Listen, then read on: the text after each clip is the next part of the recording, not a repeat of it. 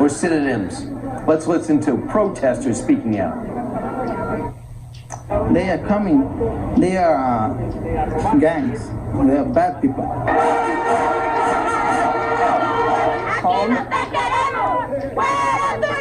Our government has not taken control of these, what we call invasions. If you live in a house, you have walls, you have doors, you have gates. And so we do that because we don't want to let just anybody go into our house. And I consider this country my house on a larger scale, and we should control our borders. Lo que dijo Donald Trump es verdad, es una invasión. There you go. Donald Trump was right. This is an invasion. That was from one of the people who lives in Mexico, one of the Mexicans. Keep in mind, it was just a couple of weeks ago where we saw, as the migrant caravan was moving through Mexico, we saw so many Mexicans reaching out with food and water and clothes and help.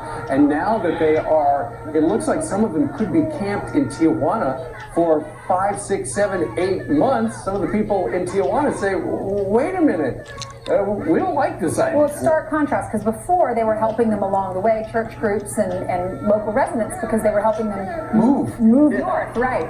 And now they're hunkered down in this one city, and the residents are saying they're scared our tax dollars are going to be used to pay for the migrants. They were shouting insults and throwing rocks at each other. Some of them were punching each other. The shelters are full, so now they're sleeping out on the streets. You had a sports complex in that area where the city said you can sleep here, so they're sleeping on the dirt baseball fields. Right. They're sleeping underneath the bleachers. Wow, I guess they consider that better than Honduras. Donald Trump tweeted this out. The mayor of Tijuana just stated the city is ill-prepared to handle this many migrants. The backlog could last 6 months. Likewise, the U.S. is ill-prepared for this invasion and will not stand for it. They are causing crime and big problems in Mexico. Go home. New rules the Trump administration put out last month, by the way, are designed to funnel these would-be illegal immigrants and asylum seekers to official ports of entry, at which time there's a huge backlog and a huge wait, so they're going to sign in and they're going to hunker down there. The waiting list was already 3,000 before the migrant caravan arrived. Dan Bongino had this observation about what we're seeing at our southern border.